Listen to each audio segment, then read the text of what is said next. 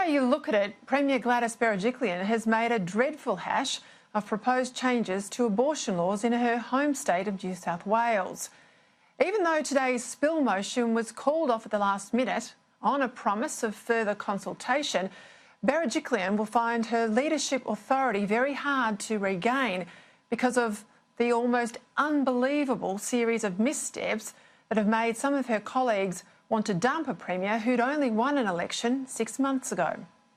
Politically, you've got to wonder what possessed her to want to touch the issue of abortion in the first place without taking it to an election and without having a plan to manage the entirely foreseeable passion people would have on this issue, those who support change, those who don't, and all the shades of grey in between. While unlawful abortion remains in the New South Wales Crime Act, it's a statement of fact that since the Levine judgement of 1971, abortion to preserve the physical and mental health of the mother has been perfectly lawful. Indeed, to prove the point, there are an estimated 30,000 abortions performed in New South Wales, which we all know couldn't happen, not on this scale at least, if abortion was a criminal offence. In the past couple of decades, there have only been 2 reported prosecutions. One of a woman who procured drugs on the internet in an attempt to induce her own abortion at 28 weeks, and another of an unregistered doctor who tried to perform an abortion at 23 weeks. Now, whatever your view on the issue of abortion, surely it should never be okay for it to be self-administered at a time when a baby at 28 weeks could easily live if born alive, or for termination to be performed by an unregistered doctor. So why do it? Why seek to bring in what will be the most radical abortion laws in the country?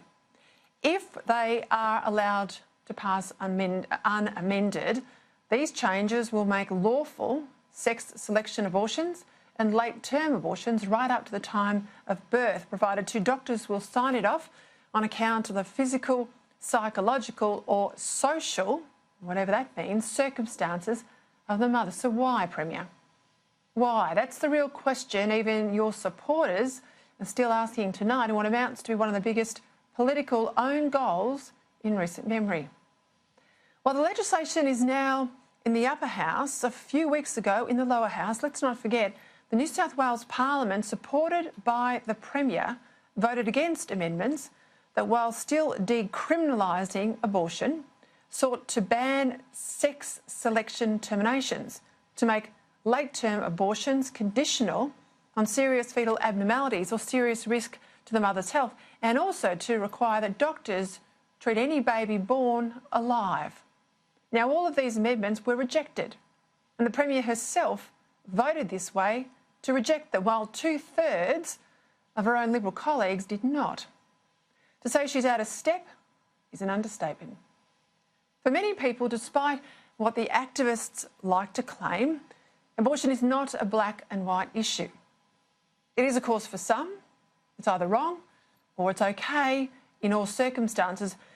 But reading and listening to the contributions of ordinary people to this debate, many, I have to say, support the option of abortion in the early stage of a pregnancy, but not once the pregnancy is about a child living capable of living outside the womb, and never when the child is an infant girl, when a boy was preferred, or if a child was born alive and being left to die in an operating room. In all of this, Berejiklian's evasiveness has been a big part of the trouble she's got herself in.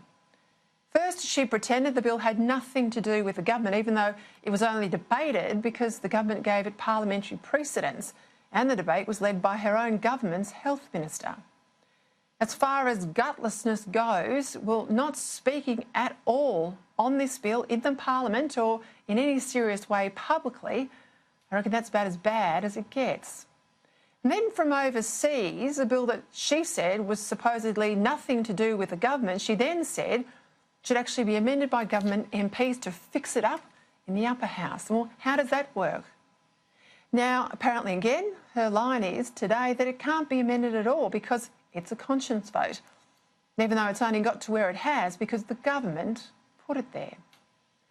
Premier clearly needs to get her lines straight. Is this a government bill or is it not?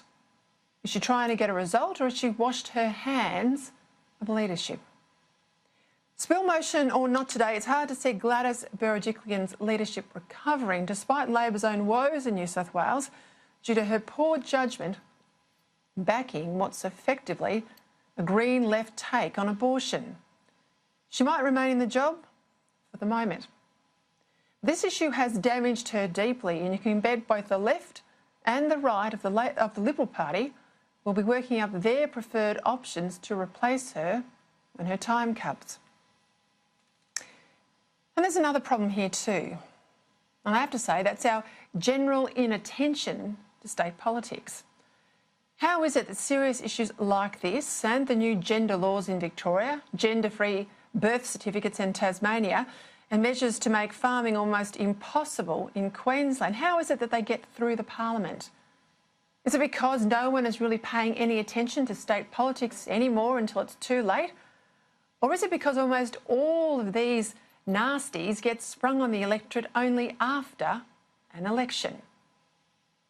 All that was needed here was that the people of New South Wales got to have their say at the election, as well as a decent consultation period to get the detail right. Instead, Gladys Berejiklian has given us all a masterclass in what not to do, how to squander a solid electoral win and how to put your leadership on life support.